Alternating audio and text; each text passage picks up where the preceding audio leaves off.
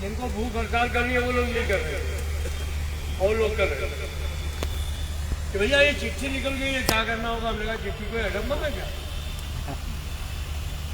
अब चिट्ठी निकल गई है तो इन्हें आज एक चुनौती की तरफ स्वीकार कर, और जितने लोग पहले बैठने वाले थे उससे 3 गुने ज्यादा बैठे। आज पूरे हिंदुस्तान में मैंने अंदाज लगाया था कि करीब 50-60 हजार लोग जो है। हेलो, हमने ये सोचा था कि पूरे देश भर में 50-60 हजार लोग भूखहड़ताल बैठेंगे। आज खुद सरकारी तंत्र कह रहा है कि 1.5 लाख से ज्यादा लोग भूखहड़ताल। जिंदाबाद जिंदाबाद, रद्द करो रद्द करो रद्द करो। अच्छा, ये क्यों बैठे? इसी गुस्से में जिनको नहीं छुट्टी लेनी थी वो भी छुट्टी फेंक के चले गए कि जाओ तुमको जो करना हो करो, हमको छुट्टी लेके जाओ। क्या कर लेंगे? आज मैं सवेरे आया, सबसे पहले तो मीटिंग थी तो गया डिपार्टमेंट ऑफ एक्सपेंडिचर का बात हो रही थी। वहाँ हमारे वो सेक्रेटरी साहब जो है उनके यहाँ एक स्पेशल सेक्रेटरी है, बड़ी अच्छी बेटा है। उन्होंने कहा चाय पी लो, उन्होंने कहा वो तो नहीं पिएगा। कहने क्यों? उन्होंने कहा भूख बढ़ता है। पहले जब वे भी 2 मिनट बात करते हैं, उन्होंने कहा कि हमारी ये छवि क्यों बनती है कि सरकारी कर्मचारी को काम नहीं करते। हमने कहा आप बताइए आपको क्या? सर मुझे तो लगता है कि सरकारी विभाग के अलावा कोई काम ही नहीं करता। जो काम करता है सरकारी विभाग। मैंने कहा आपको ये लगता है तो बिल्कुल ठीक है, और जिनको नहीं लगता है वो पूंजीपतियों के गुलाम हैं। वो अपने देश को पूंजीपतियों के आगे गिरवी रख लेते हैं। हमने कहा कि ऐसा नहीं होता तो आप देखिए कि जिस समय कोविड आया उस समय सरकारी अस्पताल ही सिर्फ सबके काम आए। जो प्राइवेट अस्पताल थे वहां से डॉक्टर, वहां का पैरामेडिकल स्टाफ ताला बंद करके भाग, अपने अपने अस्पताल में ताला बंद करके भाग। अच्छा, जो बच्चे उन्होंने 10-10 गुना पैसे लेने का काम किया, 100 वसूलियाबी की। जिसको कोविड नहीं था उसको भी कोविड कर दिया, जो नहीं मरने वाला था उसको भी मार दिया। और सरकारी अस्पताल रेल चली कि नहीं चली होगी? 11,500 गाड़ियां प्रतिदिन चलाई आपने। न चलती तो जितने कोविड में मरे थे उससे 6 गुना ज्यादा मर जाते भूख से। क्योंकि फूड ग्रेन आपने ढोया, पानी आपने ढोया, एसेंशियल कमोडिटीज आपने ढोया, मेडिसिन आपने ढोया, अंत में तो ऑक्सीजन भी आपने ढोया नहीं ढोया। ऑक्सीजन फिर चलाई कि नहीं कर, तो काम किसने किया? आज यही नहीं। उस समय तो हमारा एयर इंडिया में हमारे पास था, बाहर लोगों के बच्चे पढ़ने लगे, सब माता लोग परेशान थे। यहाँ मधु बैठी होगी, शहरवाज नहीं है, इसका भी बच्चा था, एक और भी थी उसका भी बच्चा था, कोई सब परेशान। अल्टीमेटली यही एयर इंडिया लेके आया ना उन लोग। अब ये कहाँ चले गए थे इंडिगो? कहाँ गया था विस्तारा? ये जो प्राइवेट फ्लायर्स है तो उनका यही हाल। आज हमसे प्रेस वाले अभी पूछ रहे थे कि जब प्राइवेट हो जाएगा तो क्या नुकसान होगा? हमने कहा मैं 2,226 रुपए में लखनऊ से दिल्ली आ जाता, कभी इमरजेंसी कोई वैसे तो कभी आता ही नहीं, तो हमारे लिए रेलवे सबसे अच्छी। लेकिन कोई इमरजेंसी पड़ी वो 2,226 रुपये। आज कुछ इमरजेंसी थी तो हमने कहा जरा टिकट पता करो कितने का है, तो पता चला कि 10,556 रुपये लखनऊ का। इससे तो अच्छा पहले चला जाए।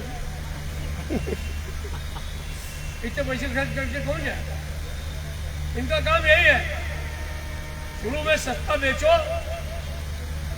फ्री में जियो दो और बाद में पैसे बढ़ा दो।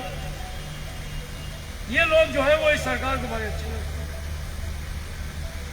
यही है सरकार की पसंद। आज बड़ी चर्चा होती है देश में, अडानी दुनिया के सबसे धनी दूसरे नंबर के आदमी बन गए। दूसरे दिन धड़ाम से जो है नीचे गिर जाता है सेंसेक्स। उसके बाद पता चलता है कि 9 लाख करोड़ रुपए का नुकसान हो गया और अडानी साहब जो है 19वें नंबर पे आ गए। देखा है ना जी, आप तो पढ़े लिखे लोग। अभी बने कैसे बड़े, ये ऐसे बड़े बने हैं कि जो भी बड़े बने हैं उनमें सिर्फ तो भारतीय जो है वो इंस्टीट्यूशन है, फाइनेंशियल इंस्टीट्यूशन, वित्तीय संस्था है भारत की, उनका हाथ। लोन का पैसा बैंक से उठा के, सरकारी जमानत लगवा करके बाहर से पैसा लेके बने। गए थे ऑस्ट्रेलिया, हमारे प्रधानमंत्री जी ने कहा कि इसको ऑस्ट्रेलिया में खदान दे दो, सिफारिश करें तो बताइए इसको जो है वो आप जो है वो खदान दे दीजिए। तो उनका ठीक है, विचार करेंगे। अब उन देशों का तो अपना रूल है। बाद में पता चला कि इनके पास इतना कैपिटल नहीं है। इन्होंने कहा हम ऑस्ट्रेलियन बैंक से कर्जा ले लेंगे। चलो वो आपको कर्जा नहीं ले सकते क्योंकि आप यहाँ के उद्योगपति हैं। आपके पास में मिनिमम इतना कैपिटल होना चाहिए तब वो आपको लोन दे। चलो अपने देश से लोन ले आएंगे, चले अभी भी नहीं देंगे क्योंकि आपके पास में कैपिटल नहीं है। आप सरकारी कैपिटल पर, बैंक की कैपिटल पे इस देश में व्यापार करना चाहते हैं। कल आपका पैसा डूब जाएगा, आप पैसा डुबा करके भाग जाएंगे। हम अपने देश में इतना बड़ा रिस्क हम नहीं, क्या होगा नहीं। आज जितने लोग बड़े लोग बने हैं, कारपोरेट सेक्टर है, उनको सरकार ने अपनी नीतियों के चलते बनाया। आप ही के लिए दिक्कत है। आपको लोन लेना हो तो आपको जमानतदार भी चाहिए, इनको किसी जमानतदार की जरूरत नहीं है। तो देखिए ना कितने लोग भाग गए, आलिया, माल्या, मोदी, फलाने ठिकाने। एक तो ऐसा बंदा है जो इनको ढूंढने नहीं मिलता, कहते हैं नरेंद्र मोदी हमको मिल ही नहीं रहा कहाँ है, और सुष्मिता सेन उसके साथ घूम रही। देखा ही नहीं। अरे भाई तुमको नहीं मिला, सुष्मिता जी से पूछ लीजिए। हमारी सुष्मिता गुस्सा हो जाए मेरा नाम बोल रहे। तो देश में हालात एक अलग अजब किस्म के पैदा किए। आज परिस्थिति ये है कि हम दिन भर भूख हड़ताल पे बैठे हैं। हमारी ये बच्चियाँ बैठी हुई हैं, बहनें बैठी हुई हैं, हमारे तमाम साथी बैठे हुए हैं। इनके पास बहुत सारे काम हैं। वो अपने हक और हुकूक के लिए हमें हम इतना बेहतर काम कर रहे हैं। सरकार कह रही है कि कोविड पीरियड में 46% ज्यादा हम लोगों ने माल बाहर किया। आप लोग भी सुनते हो जी, सरकार की तरफ से आ रहा है। और आजकल तो रेलवे बोर्ड के अंदर वो चला दिया गया, हर समय के बाद जाइए वहाँ देखिए, आपको मालूम हो जाएगा कि कल जो था उससे आज आपने कितना माल ज़्यादा ढोया, पिछले महीने से आपने कितना ज़्यादा ढोया, पिछले साल से इस साल कितना ज़्यादा माल ढोया। ये सारा आता है लाइव स्क्रीन उस पर आता है, स्क्रीन पर। और अर्निंग कितनी बढ़ी है, माल भाड़े में कितनी बढ़ी है, अन्य स्रोतों से कितनी बढ़ी है। आपके जो है वो कहना चाहिए कि पैसेंजर अर्निंग कितनी बढ़ी है, सारी उसके अंदर कौन कर रहा है? ये रेलवे बोर्ड का स्क्रीन कर रहा है। यही लोग जो बैठे हुए वही कर, रात दिन मेहनत करते हैं, 24 अपनी जान हथेली पर लेकर के जो है उसको चलाने का अपनी जान देते हैं। 3,000 लोग मर गए कोविड में। आज भी मैं कह रहा था वहां पर कि भाई ये क्या है, हमारा एग्रेसिया क्यों नहीं दे रहे लोग?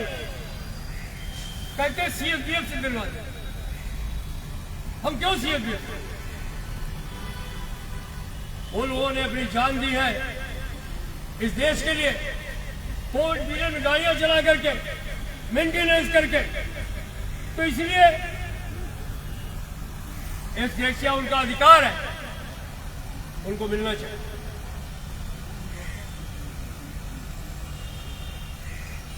हमारा एजेंडा है, हम बराबर इसकी लड़ाई लड़ते हैं, उनको समझ नहीं आता। तो आज इसको हम लड़ाई नहीं लड़ेंगे तो कौन लड़ेगा? ये लड़ाई आपको लड़ेगी। अभी मैं मीटिंग में था, हमारी पीडी स्टाफ ने कहा, अरे भाई आपको क्या ऐसा क्या जरूरत पड़ गई? कहने लगी वो ढोकला मंगाया है, मिठाई मंगाई है, ये करिए वो करिए। हमने कहा नहीं, आज आपकी कोई सेवा नहीं लेंगे। कहने क्यों? हमने कहा हमारी भूख हड़ताल है। और उसमें हमारे आज ज्वाइंट मीटिंग थी, तो दूसरे साथी भी बैठे हुए थे। तो कल ढोकला वोकला को खा लिया, लेकिन जब मैं बिल्कुल ही अड़ गया कि मैं कुछ नहीं खाऊंगा, कुछ नहीं पीऊँगा, तो चाय उन्होंने नहीं बता करके इतना उन्होंने खाने वाला काम कर लिया, पीने वाला। साहब हमारे साथी भूखे रहे और मैं खाऊँ ये अच्छा नहीं लगता, इसलिए मैं नहीं। इस चक्कर में क्या हुआ कि हमारे 2-3 अधिकारी ने बेचारे, उन्होंने कहा अब आप लोग नहीं कुछ खाओगे तो मैं कैसे? नहीं, हमने उनको बताया, हमने कहा मुझे नहीं मालूम है, बच्चे तो आप आ रहे हैं, आप अच्छी तरह समझती हैं वेदों को, पुराणों को, लेकिन हमारे पुराणों ने कहा कि भागीरथ जो है वो गंगा लेकर के आए थे गंगोत्री।